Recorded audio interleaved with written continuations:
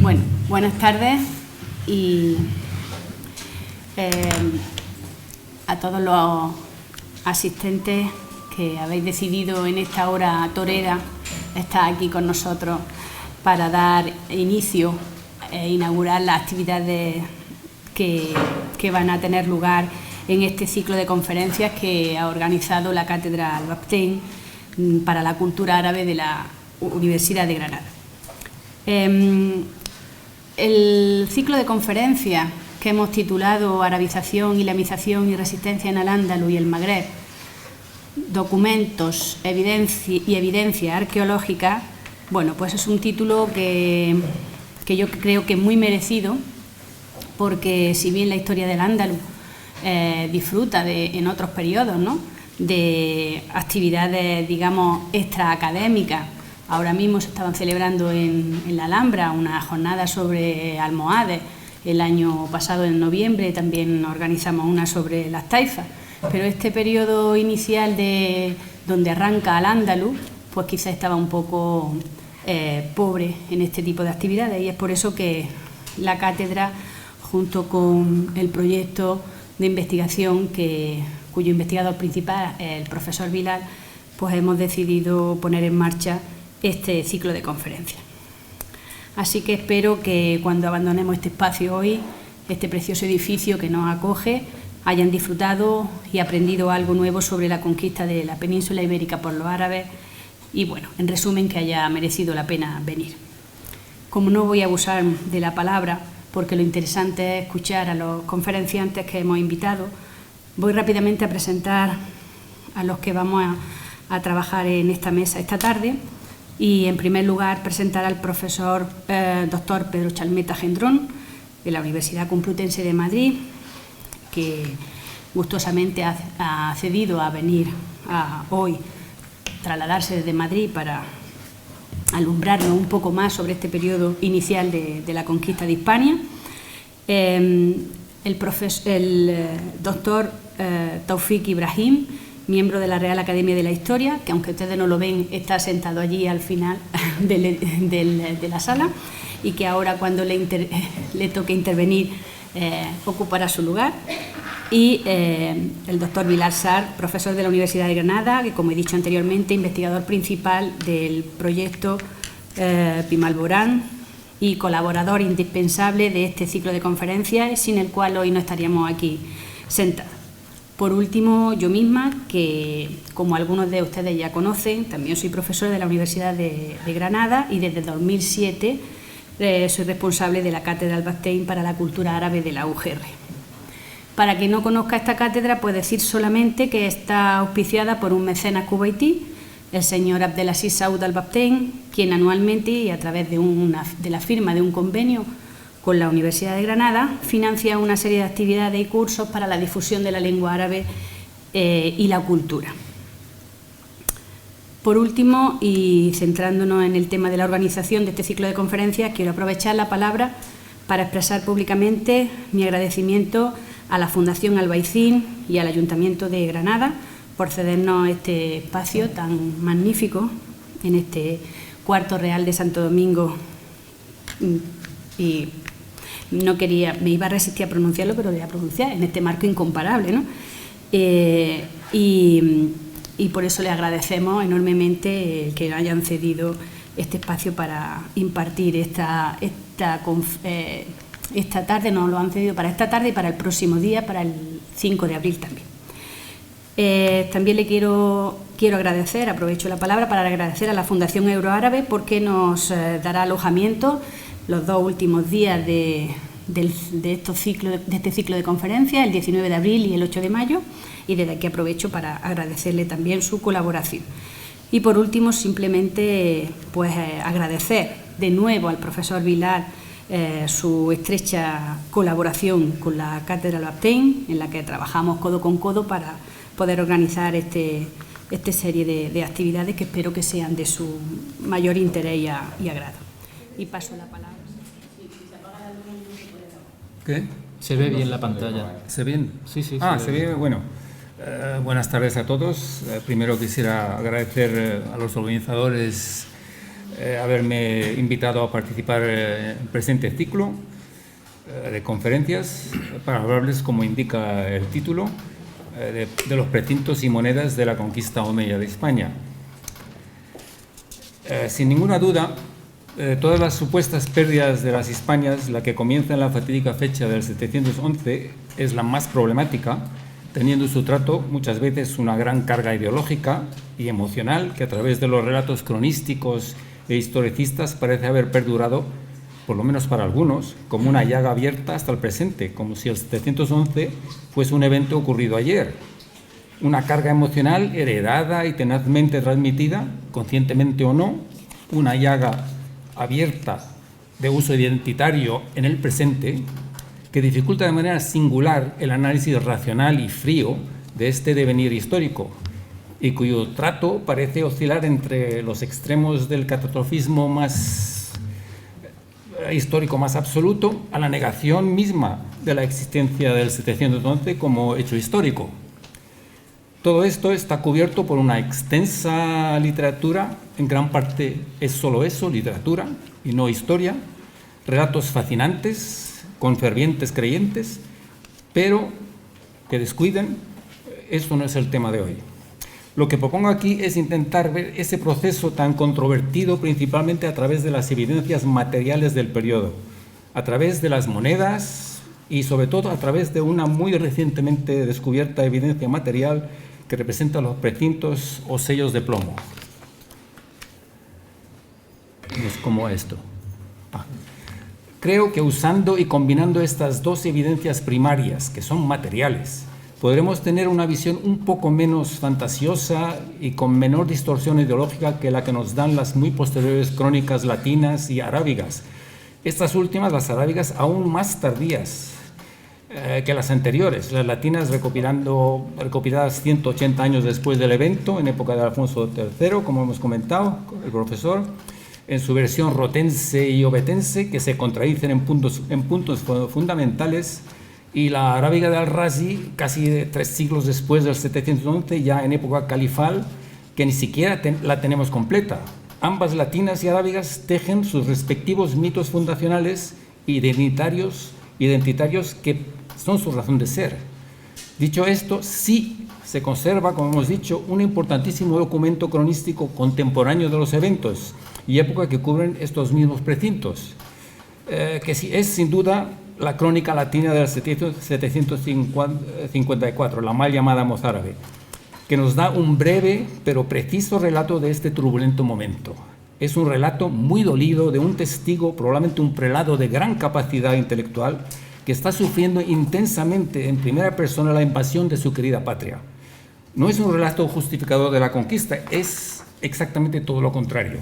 Y es por eso mismo que resulta ser un relato sorprendentemente veraz, que se encuadra singularmente bien con la nueva evidencia material de los precintos de la conquista. No hay conquista buena para el conquistado, pero toda estructura social tiene unas tensiones posicionales interiores, como demuestra para el mundo visigodo la muerte no natural de la mitad de sus reyes. Las tensiones posicionales son muy fáciles, es el que está abajo quiere subir arriba y el que está arriba le quiere impedírselo, y eso existe en todas las sociedades. Que en el caso de cuando ocurre una derrota militar total, conduce a un colaboracionismo extenso entre los élites de los derrotados y el de los vencedores. De hecho, los pactos, que es el gran lamento del autor de la crónica 754 y que se plasma claramente y materialmente en los precintos que vamos a ver. La moneda, ya bien estudiada desde el siglo XIX, Codera, Vives, Gallangos, Prieto, Lavoie, Laimpol, etc., hay muchos, es enorme la cantidad de monedas que hay. Y ahora, los recientes descubiertos precintos de plomo constituyen la única e indiscutible evidencia material de la conquista omeya de la península. Claros testimonios ambos, pero en especial los precintos, como veremos más adelante, del desarrollo del rapidísimo desmantelamiento y sometimiento del reino visigodo de Toledo. Los romanos, con un ejército muchísimo más grande, tardando siglos en completar la conquista. Los árabes en 7 años, pero los árabes en el norte de África tardan 70 años y nunca lo consiguen.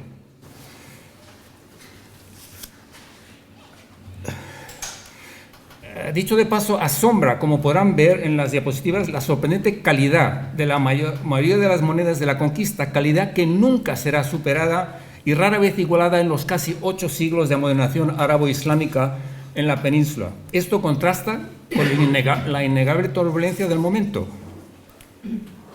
Aquí pongo una diapositiva comparativa, está en inglés, lo siento, no he tenido tiempo de traducirla. Arriba tenéis la moneda imperial omeya, que es de una perfección caligráfica perfecta, peso exacto, plata casi pura para la época, y pasamos a Abraham I y enseguida se deteriora la caligrafía, se baja la calidad de la plata, se pone aún peor con el famoso Abraham II. Y pasando al califato, el gran califato, pues la plata tiene un 75% de plata y el resto es cobre. Y tiene cualquier peso, fluctúa completamente, no tiene un peso exacto.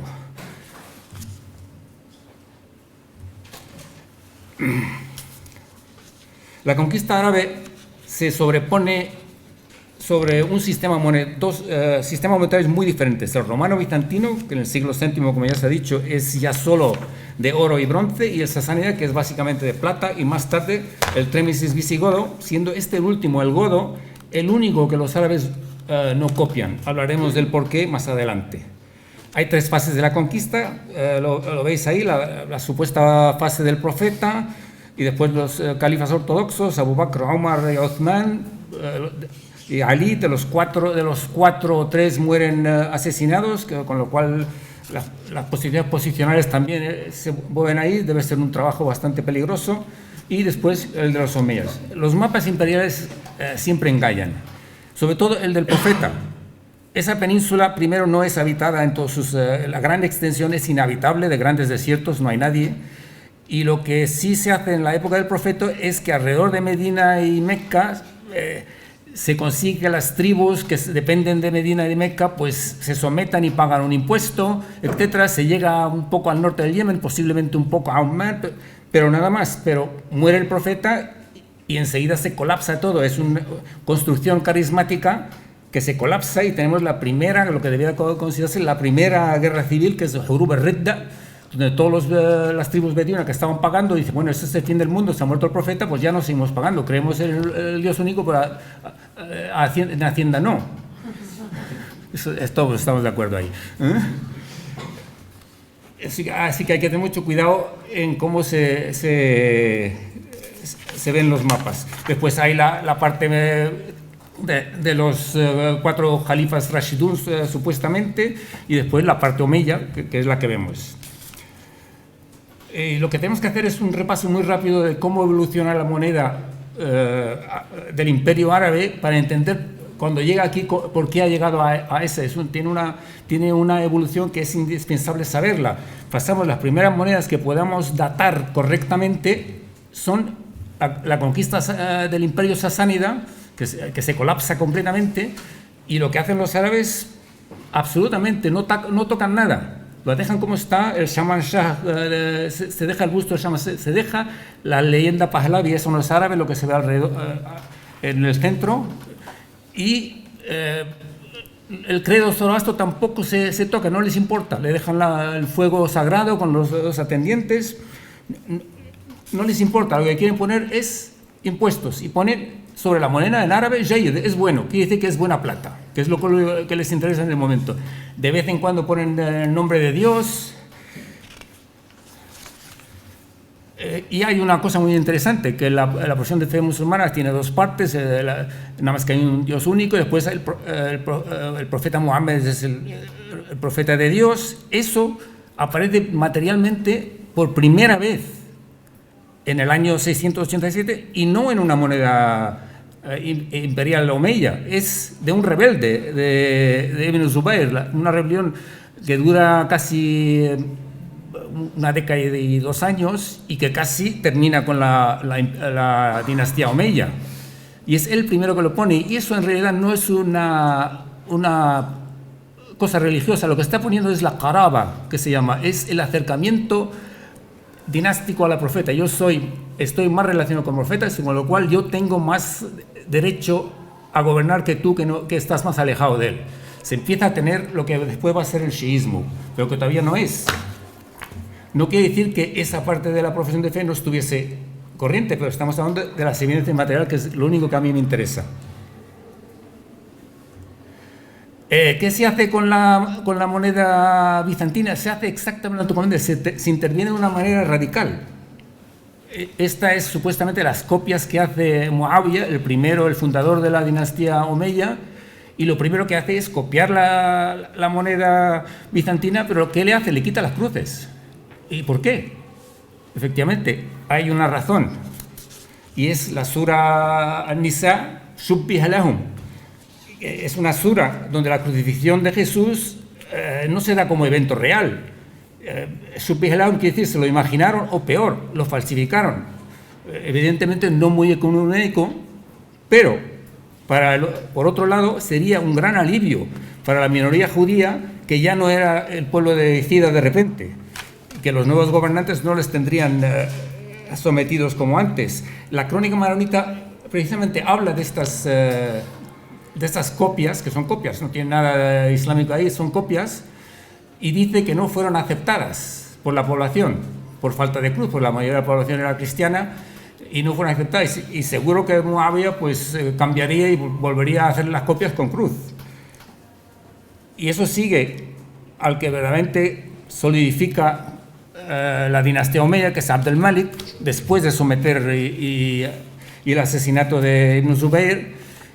Y aquí le vemos, coge el sólido de Heraclio y lo que hace, le quita la cruz por todos los lados, pone la profesión de fe entera, por primera vez, la pone después de que ha desaparecido Ibn Zubayr. Está copiando a Ibn Zubayr.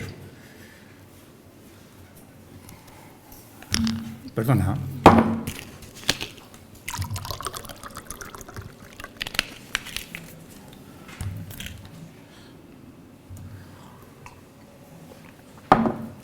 Hay una transición, se pasa de esa moneda, se pasa a una moneda completamente arabizada en cierta manera, tiene la profesión de fe entera y no da nombre de gobernante, no pone nombre de ceca, pero da la fecha, y en vez del nombre de gobernante pues tiene lo que suponemos que es la imagen de Abd al-Malik con la espada en la mano. Esa espada es un símbolo temporal.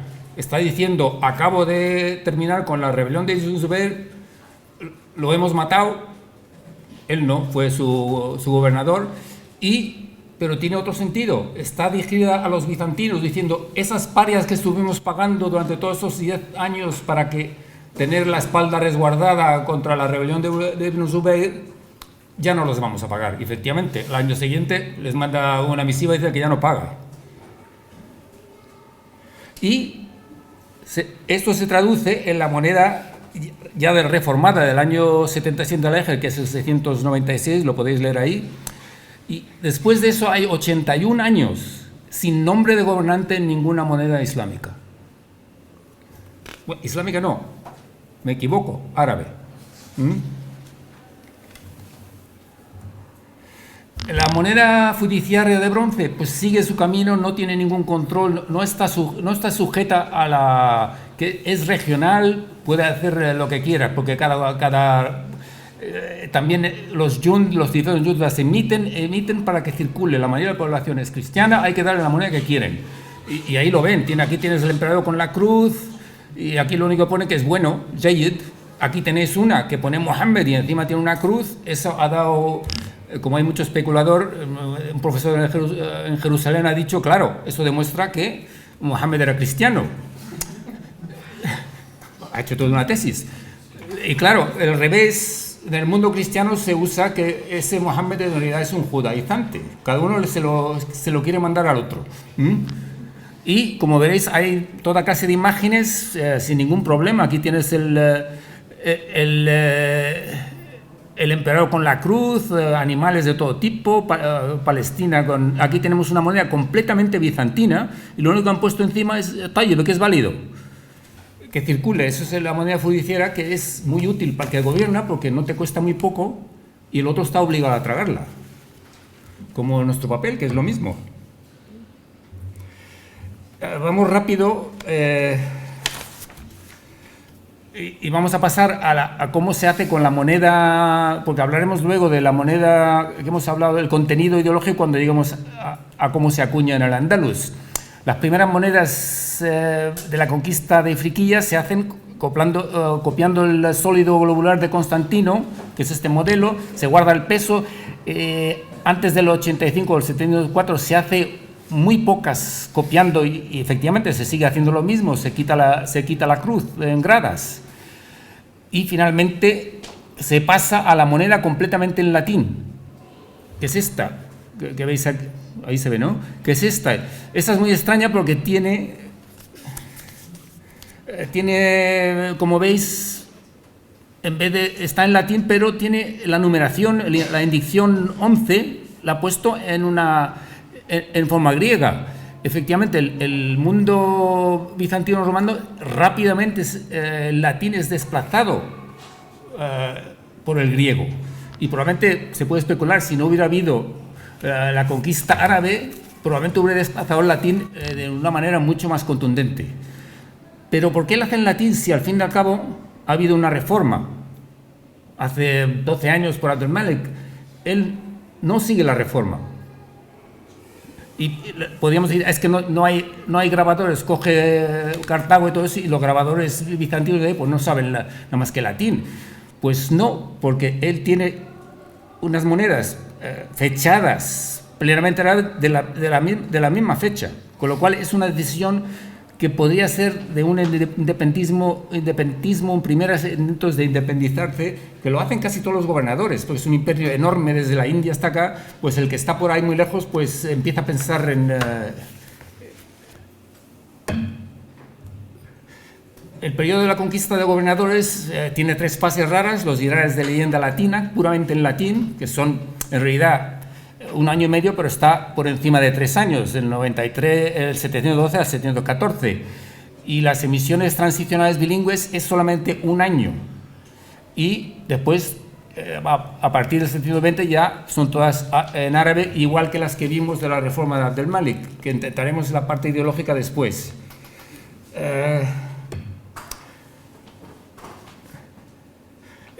El Andalus es el único sitio donde no se copia la moneda bizantina, local, la goda.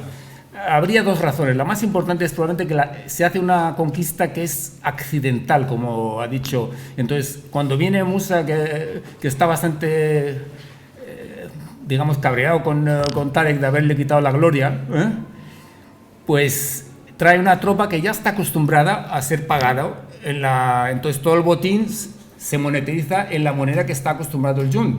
Y la otra razón podría ser que la moneda visigoda está en gran decadencia. En realidad, cuando viene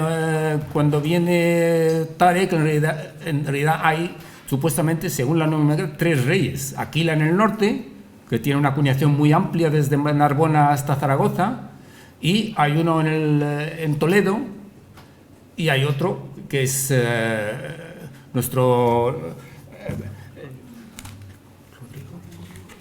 Rodrigo, que en realidad casi no tiene moneda, y casi todas las monedas que pone en Toledo son falsas. Tiene un par de monedas regionales, una en Portugal, y su moneda es casi, de las 6 que se conocen, nada más que 1 o 2 son auténticamente suyas. Así que en realidad es rey de una parte.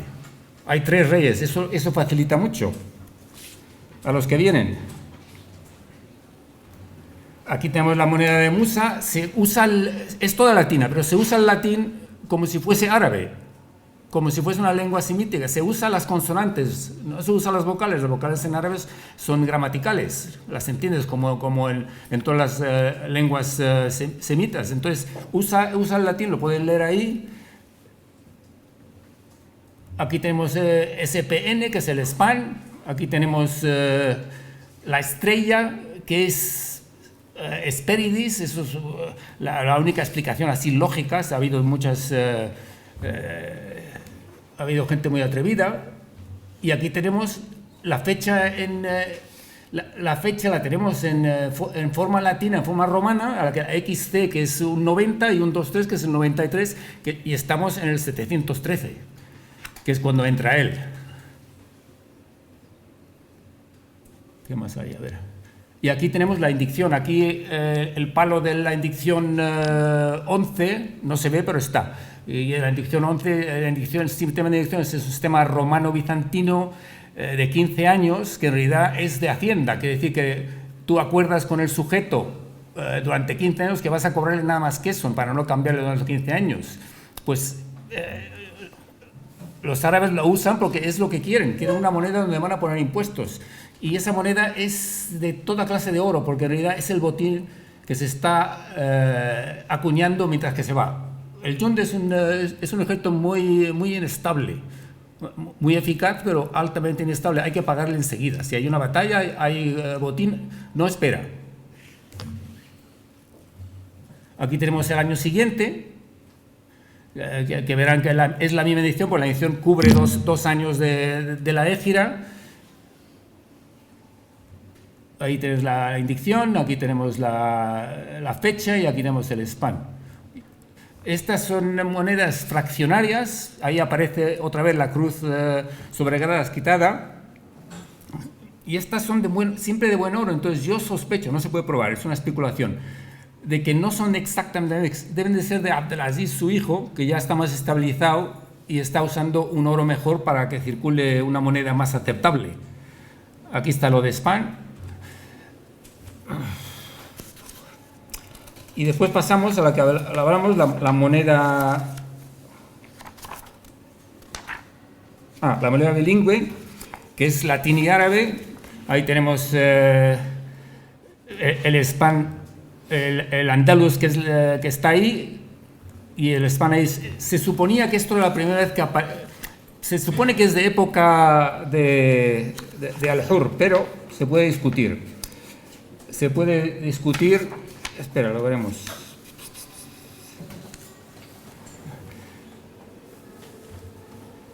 Y se tarda bastante, hasta el 102, que es el 720, llega finalmente la reforma de Abdelmalek, que tiene 25 años de retraso sobre el resto, y se acuña ese es el primer año. No voy a entrar en la ideología de la moneda, porque la hacemos al final con el dirham, que es más completo, que es muy interesante. Se acuña en dinar entero, el medio y el tercio. Y solamente en ese año se hace el medio y el tercio. Hablaremos del contenido ideológico cuando lleguemos a la plata. Estos son los varios años, ahí abajo son los diferentes años que existen. Son bastante raras, no sabemos si porque se acuñaron pocos o porque como se pudieron reciclar como oro como el Emirato Independiente no acuña oro, se pudieron reciclar en joyas o cualquier otra cosa. Esta es una fecha recientemente descubierta. Aquí tenemos otra, es una moneda preciosa, la pueden ver, que la calidad de la acuñación, eso no existe en los 8 siglos después. Hasta se puede ver aquí los trazos del compás, que toda esa turbulencia debe haber detrás una institución que funciona perfectamente, a pesar de las luchas tribales y que son simplemente luchas por el botín entre ellos.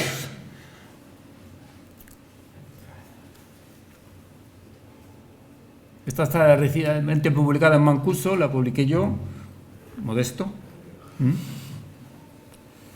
Y aquí llegamos a la primera moneda, el dirham, que se acuña en Andalus, en el mismo sistema, son iguales, desde Daibul, que está en la India, hasta al Andalus. Lo único que cambia es la ceca, pero el contenido es siempre lo mismo, es abstracto, no se nombra rey ninguno. Lo temporal de la moneda es, bueno, en el centro siempre lo mismo. Yo lo leo en árabe, lo leen ustedes en La ilaha illallah wahdahu la sharika lahu. Esto es evidentemente una referencia negativa a la Trinidad. Y alrededor, pues, Bismillah, Duriba, Hada, Ad-Dirham, Bil Andalus, Sanata, Thalatha, Wamilla. Es la única parte temporal. En todos los años se va cambiando. Tenemos de la época de los gobernadores, pues tenemos casi todos los años.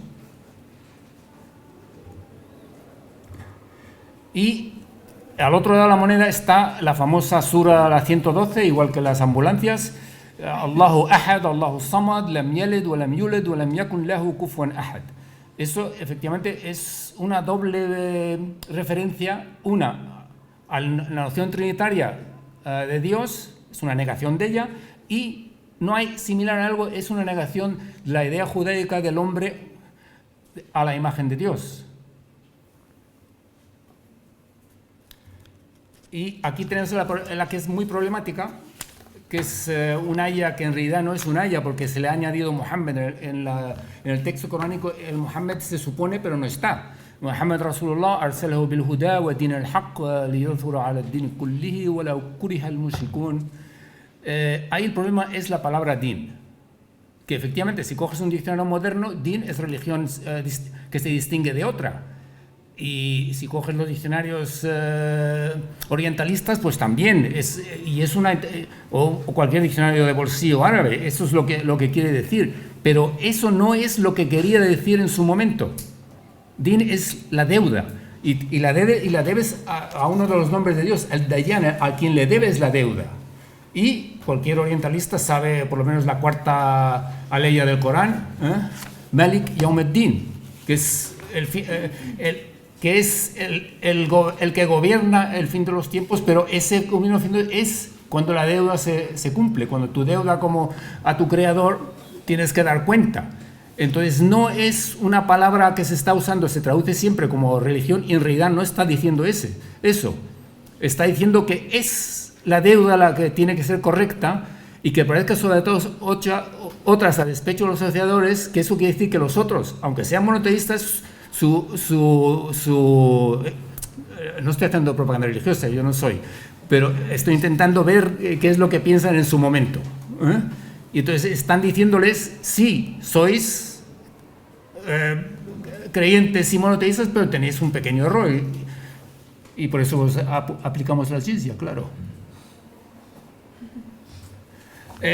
La feluces, la palma de cobre, la fiduciario va por libre, igual que lo que pasó en Oriente. Aquí tenemos una muy interesante que iguala el andaluz, la iguala a la estrella de Hespéridis. Uy.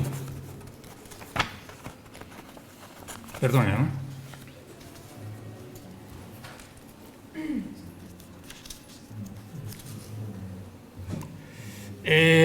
Hubo moneda de cobre en la época visigoda, se discute muchísimo, es un jaleo casi personal la discusión entre la gente que lo discute, yo no entro, pero ahí tenemos moneda de Bajo Imperio reacuñada como feluz, con lo cual tuvo que estar circulando, pero todo es Sevilla, que no es una cosa general a todo el mundo, al mundo godo.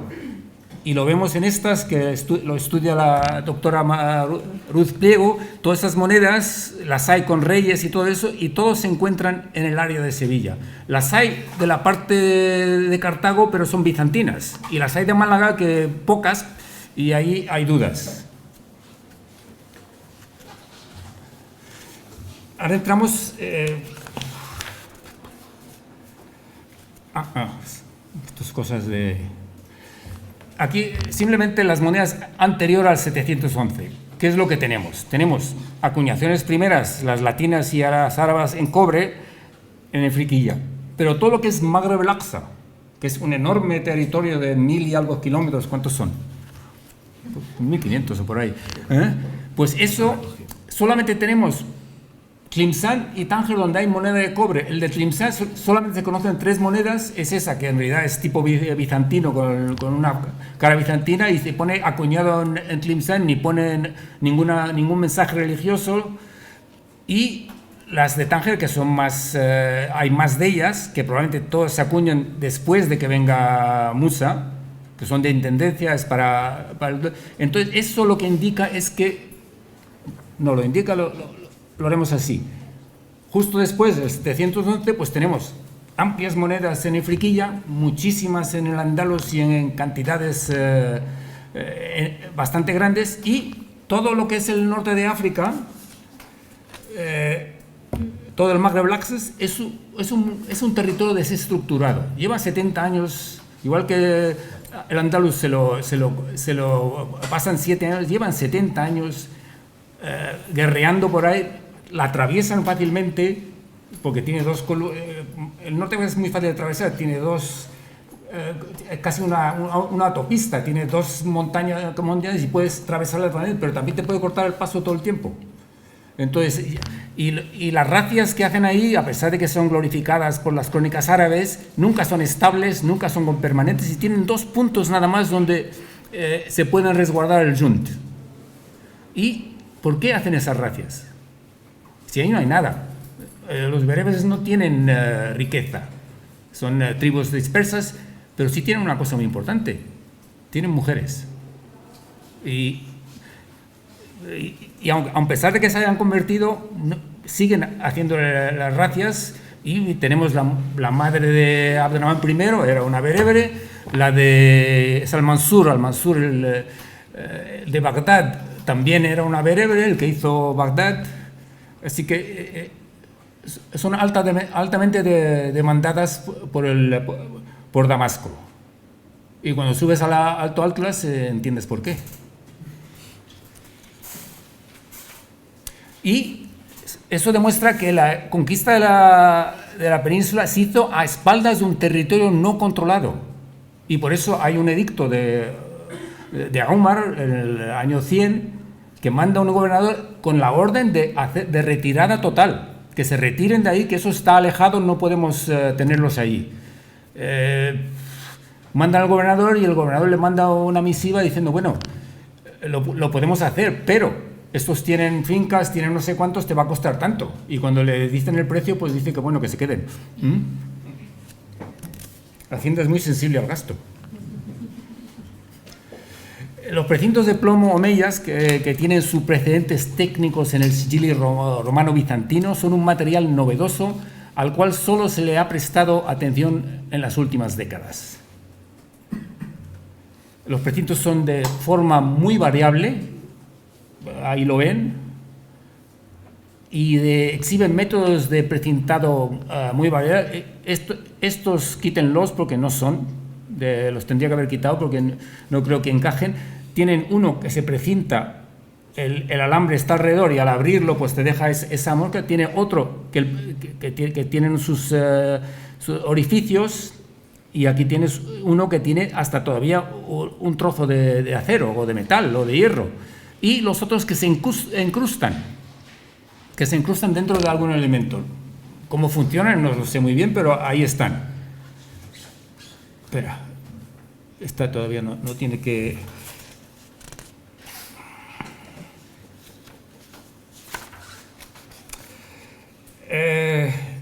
Los precintos numéricamente, los registrados dentro del área de lo que fue el reino visigodo de Toledo, ya son algo más de 150. Desde que estoy escribiendo hay más elementos cubriendo unas 40 tipologías. Ciertamente no todas esas tipologías han sido descifradas, ni mucho menos, por el estado muy fragmentario de bastante de sus objetos. Hay que coger muchas veces 3, 4 para que puedas hacer una lectura. Una rápida sinopsis para que lo vean así de manera impresionista de las tipologías ya claramente clasificadas. Las clasificadas, no las no. Ahí las presento. Tenemos precintos de nombres de emir precisos, conocidos, precintos de pactos de paz, de sulh, con nombres de ciudades, el Fay Allah, el parte de Dios, un precinto reseñado muy importante, precintos de jizya, que es impuesto de capitación sobre los dimnis, precintos de reparto, del qism, y tenemos unos muy importantes de acto de guerra, distribución de botín, ganima, alusión al Jund de Homs. Tenemos uno muy problemático, reparto de botín humano, femenino, y precintos de licitud en el Andalus, que ese es más problemático aún. Y los intentaremos más o menos explicar dentro del tiempo que tengamos. La progresiva complejidad de los tipos de precintos del periodo de la conquista y de los gobernadores son evidencia de una de las motivaciones primarias, sino el motor fundamental de este proceso de conquista es la extracción de botín por pacto o guerra y la rápida imposición de impuestos recaudatorios a largo plazo. Las monedas y los precintos pueden estar interrelacionados, en lo que parece un sofisticado, premeditado y muy enérgico sistema impositivo cuya justificación ideológica parece encajar bajo la ley coránica "ma malakat aymanukum", lo que vuestra mano derecha pueda lícitamente dominar. Lo de lícitamente le he puesto yo, que aparece unas 14 veces en el texto coránico en diferentes formas. Guardemos el texto de esta ley en mente para cuando hablemos de los siguientes precintos. Este es el leitmotiv de esta conferencia.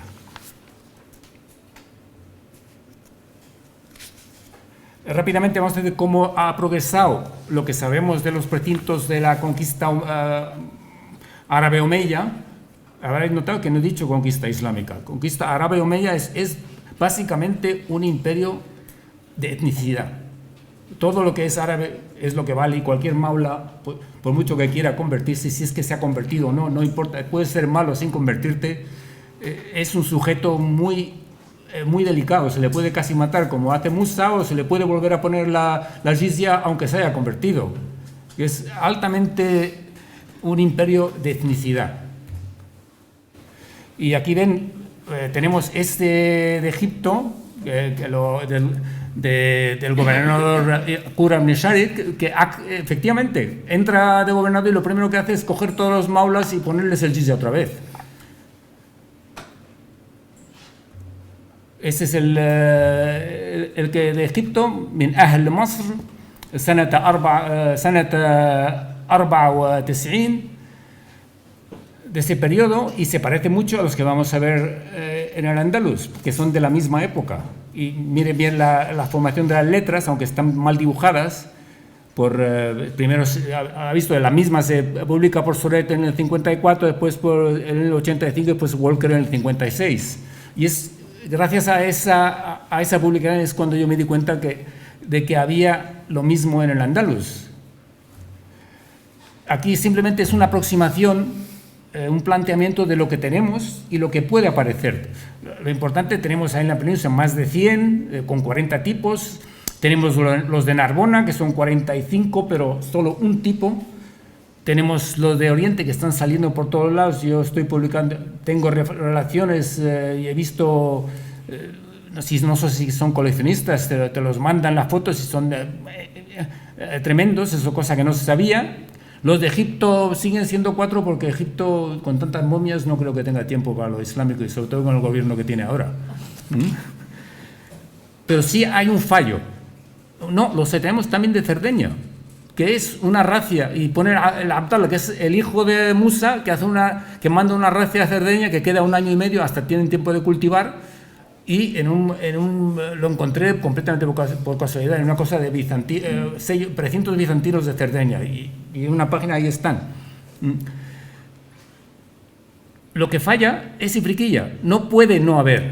Eso es un fallo de los arqueólogos de allí, o que no usan el detector de metales, porque todos esos salen con casi ninguno ha salido excavación arqueológica. Al no usar el detector metálico, eso parece una piedra y se tira. Y a pesar de meterlo dinámico, puede ser un instrumento malo o bueno, igual que el cuchillo de cocina es para cortar todo cosas o matar a tu suegra, pero no lo prohíbes. La mía murió hace mucho. Del susto que sabía de ver que me había casado con su hija. Y entonces hay un fallo ahí, y no puede no haber, porque Ifriquilla, el Andaluz nunca es provincia independiente, es casi nunca, por menos un par de años, es una provincia, subprovincia de Ifriquilla. Los gobernadores se mandan en Ifriquilla, es una subprovincia, es un territorio marginal, peligroso, que no es ningún sitio celestial. Ahí va de todos los gobernadores que vinieron, los que no se murieron aquí por acto de guerra o natural o por asesinato, todos los que estuvieron aquí cogieron su botín y se fueron. Es lo normal. Si tú ganas dinero en Alaska, no vas a estar ahí, te lo gastas en Nueva York. Entonces vamos a empezaremos primero con los precintos que muestran nombre de un personaje histórico identificable. Eso nos ayudará, hay más que estos, eso nos ayudará en parte a encuadrar los demás en este momento histórico. Tenemos de Al-Hurr, bastantes. Abdallah ibn Malik es al-Samh, Ambasa bin Suhaim, y el tercero no es un gobernador, es el fundador de una dinastía, Abdurrahman ibn Muawiyah, el que consideramos a Abdurrahman I. Y vamos a seguirlos por orden cronológico. Hay dos más que hemos publicado, pero no los pongo porque tenemos dudas. Nos falta otro precinto más completo para que nuestra teoría sea... Pero los nombres se ven claramente.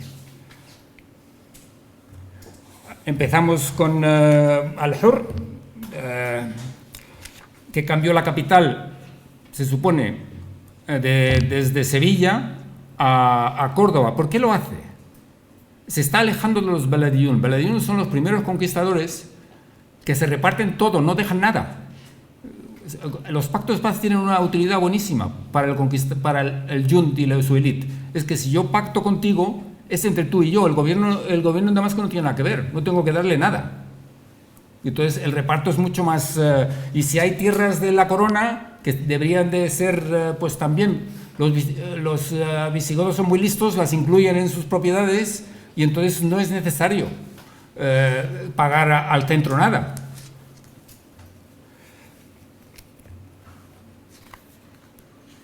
Y los Baladiyun efectivamente se entrecasan con las visigodas. Tenemos el casamiento de Abdelaziz con la viuda de Rodrigo, la de Gilona, y hay muchas cosas. Es una manera, sobre todo los visigodos, de usar sus mujeres para proteger sus bienes. Lo hacen todos los conquistadores y todos los conquistados.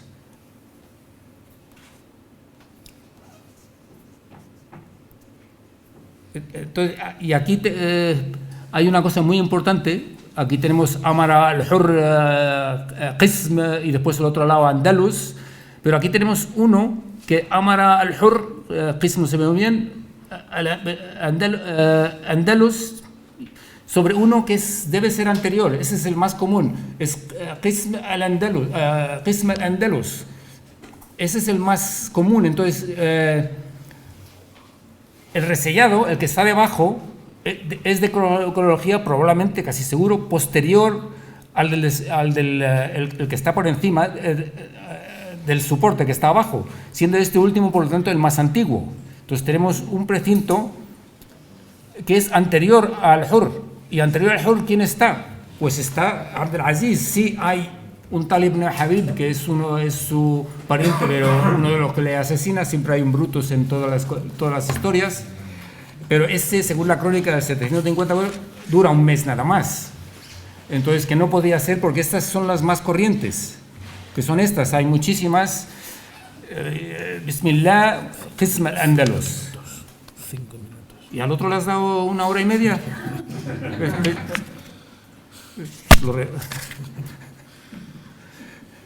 Prefiero que vengas tú. Una hora y media. Me han dicho cada 8 menos cuarto tenemos que abandonar. Ah, bueno, vale, entonces nada. Oye, pues voy rápido. Ahí está la moneda bilingüe que vimos antes, que se consideraba con la primera donde había habido la palabra al-Andalus, aquí. Pero ¿por qué añadir un nombre más cuando tienes dos? Tienes la Estrella de Esperias y España. Entonces, esto se considera que de Al-Hurr como la primera vez del uso de la palabra árabe físicamente, pero el reseñado parece poner el término del andaluz plenamente en el periodo de Abdelaziz ibn Musa. Los familiarizados con los eventos de esa época recordarán que la orden de asesinato de Abdelaziz fue directamente dada desde Damasco y sería justificada con la afirmación de que había querido fundar un emirato propio, independizarse, y puede que este claro gesto político de darle un nuevo nombre a los dominios bajo su control sería con su casamiento real con Egilona, la viuda de Rodrigo, un claro indicativo de tal intencionalidad. No solamente lo dicen las tardías crónicas árabes, que podrían ser tendenciosas, pero sí, así lo dice la casi contemporánea crónica latina del 704, y la cito: intentaba alejarse del yugo árabe y asumir individualmente el conquistado reino ibérico. Él ya habría oído que su padre estaba maltratado en Damasco y empezaría a tomar sus precauciones.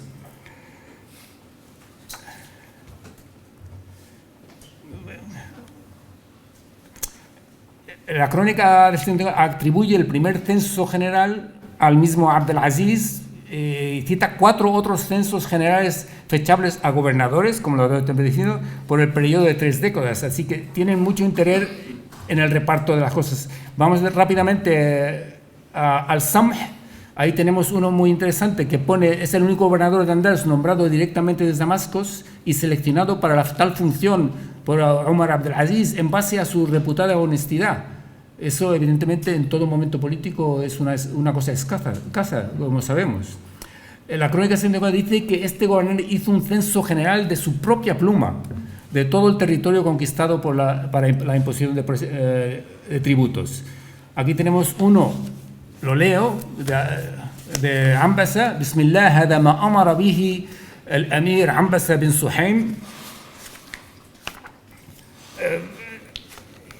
Interesante, lástima, que no sabremos nunca, que es la orden que daría este temible gobernador, que pasaría gran parte de su tiempo en las Galias ocupado en razias de puro botín, probablemente en gran parte para recompensar su séquito más inmediato traído de Friquilla. Traen séquito muchos gobernadores y no tienen que darles porque los baladíes no les dejan nada.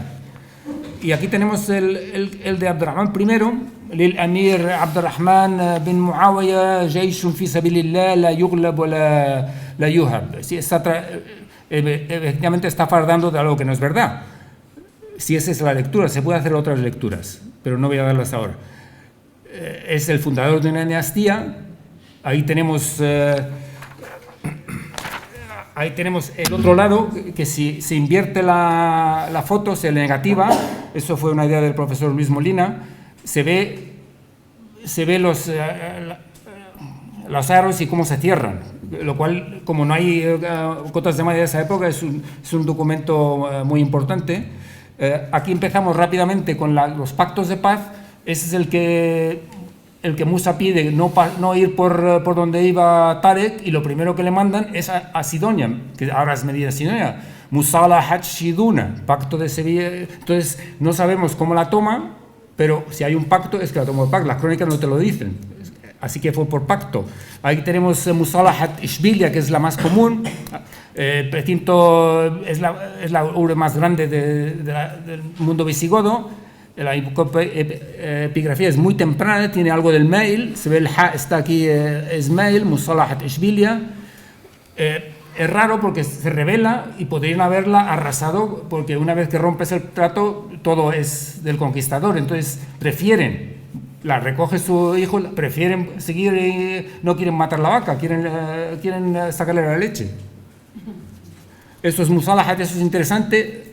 Musalahat Ard Jayan, tierras de Jaén, no es de un Jaén, no existía, es tierras. Entonces es un pacto con los elites de eclesiásticos o godos o hispanos de un área entera, y eso no es una innovación de aquí, no, es que existen en Oriente de Ard al-Urdun, Ard Falastín y recientemente Ard Baalbak, que lo va a publicar Nitzan Amitai de la Universidad de Jerusalén. Aquí tenemos otros precintos de la época. Aquí lo importante es Abdel Malik, que es el que hizo la reforma. Amir el-Mu'minin, es emir de los creyentes. Él no es emir, nunca aparece la palabra emir de los musulmanes, no existe como tal, es un verbo, no un nombre. En toda la época omeya, digan lo que quieran, se vuelve en un nombre de diferenciación en la época abasida, cuando se tiene que hacer todo el hadith, todo después del hadith, la sharia encima de ellos, para que tenga una diferenciación que sea nombre propio de una religión. Y claro, es emir de todos los creyentes, de todos los que son monoteístas. Aquí tenemos una colección de precintos aparecidos recientemente en Oriente Próximo, una colección privada, es enorme, le he estado leyendo, hay cosas muy interesantes, espero que se publiquen. Aquí tenemos una que sí tiene algo que ver con Granada, Musalahat Elvira. Elvira, creo que estamos casi encima, está más abajo, ¿no? Era en época visigoda y posterior conocida por tener una importante población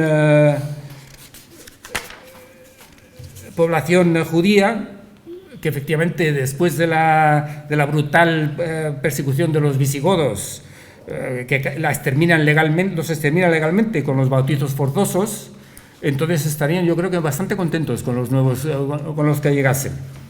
Y aquí hay otro que yo pensaba que tenía un tamarbuta, pero ahí no lo pone, pero ha salido otro, el precinto Hatem Elivira, y aquí tenemos la tamarbuta preciosa, es con la demuestra que sí hubo un tratado de paz y esto es parte de ello. Aquí tenemos uno del Faro de Portugal, Musala Uxunilla o Uxunova. Las crónicas árabes no coinciden, dicen que es época de Musa, por el hijo Abdelaziz no dicen cómo, pues gracias a eso sabemos que es por pacto de paz otra vez. Aquí tenemos cosas importantes, Musalaha, que es ilegible, le pones todo lo que quieras a esas letras y no es un nombre que aparezca en las geografías árabes, con lo cual hubo sitios que perdieron su nombre original después de la conquista y que ya no se pueden recuperar. Y eso no extraña porque muchos nombres, hasta lo de Temur, de las 7 localidades, algunas son dudosas de dónde están. Eso es otro que no podemos saber dónde es. Jutima, me encantaría que fuese Huesca, pero el coleccionista que las tiene es de la Bética, así que no es de ahí. Tendría que tener una Shin en vez de una Sad. Esta es importantísima. Estas son las que se han encontrado en Rusino, en Narbona. Magnum Tayyib Qusim bi Arbona. Eso es un acto de guerra, la ganima, y solamente proceden de la parte de Narbona y encontradas en Francia por arqueólogos franceses.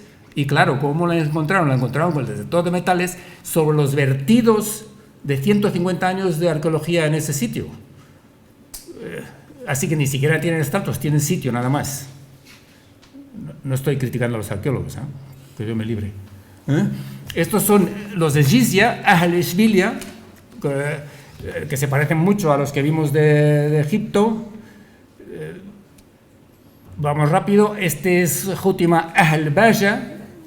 Jutima bi Ahl Baja. Estos Baja ayudaron a Sevilla a rebelarse, pero evidentemente prefieren ponerles impuestos. Esos de aquí, que habló el profesor de que harina de Baja, eso es parte de los que ahí tenemos los de Fay Allah, que es el quinto. Hay que notar que el Allah ha sido cortado en dos. Eso en la época media es muy corriente. Haz esto en la época abbasida y posiblemente que te corten la mano o más. Tienes que terminar ya. Ya está, bueno, a mí, este es el Faila de Málaga, este es el Qism Córdoba, este es Doyat, latifundio de Homs. Homs es sinónimo en las antiguas geografías a Sevilla. Y aquí tenemos los que han aparecido en negro, hay que poner dos más que no sabemos dónde, y los que debieran aparecernos en el futuro. Esto es simplemente, este es muy importante, si se lee correctamente, Qasm Jaraid, esto es reparto de mujeres. Jaraid quiere decir en plural en Lisan al-Arab, ¿cómo se llama? Qué mala memoria. Virgen. No, espera, no, eso es tiene una connotación física, que es perla antes de ser engarzada, que automáticamente se asocia a mujer guapa y virgen, aunque no creo que a los árabes la virginidad les interesase mucho. No, porque vienen de un mundo que es poliándrico, completamente. Y aquí tenemos los famosos de licitud, que yo creía que era del dirham, pero efectivamente yo creo que tienen que ver con el cobre. Aquí ya hay un de cobre, es válido, lícito, 60,21 dirham. Y aquí está, se acuñan masivamente en la conquista los felus, pero eso no cuaja en el andaluz, la gente no quiere. No quiere. Ya tengo una página y termino, mira. Bueno, sí. Creo que todo lo que hemos visto de precintos y monedas encajan bien con la ley coránica que anteriormente hemos ya aludido, que es el leitmotiv de esta exposición, con lo que vuestra mano derecha pueda lícitamente poseer. que aparece con diversos matices nada menos que en 14 veces en el texto coránico. Relacionó todos en contextos de diversos incidentes de fuerza, algunos bastante notorios, incluyendo la consiguiente distribución de botín. En su original y amplia interpretación nos puede ayudar a mejor entender algunos de los factores básicos, de los gananciales que mueven, que están detrás de este fulgurante desarrollo del Imperio Árabe. Ciertamente mucho más inteligible que el ya tópico y de fácil apriorismo del yihad, concepción cuya evolución verificable tiene que esperar varias décadas más, bien entrada la época abasida, con la aparición del primer texto, Kitab al-Jihad, de Ibn Mubarak, que es un tío de origen turco-persa, que se relaciona con una nueva necesidad práctica y muy costosa de cómo guarnecer fronteras fijas, y que solo se consigue abaratar con el voluntarismo, como lo indica la práctica personal de este mismo autor, que está en la frontera abasida de Anatolia con Bizancio. Es otro periodo y otra necesidad. La ideología se adapta. Como hemos visto en el ejemplo de la conquista de la península, las guerras expansivas, gananciales y eminentemente recaudadoras del Imperio Omeya eran de una naturaleza completamente diferente. Puede que el estudio de los precintos omeyas y la lectura crítica del libro de Ibn Mubarak nos ayuden a no poner el carro por delante del caballo. Deseándoles a todos suerte en lo que vuestra mano derecha pueda lícitamente dominar, por compra de lotería, claro. Y muchas gracias por su amable...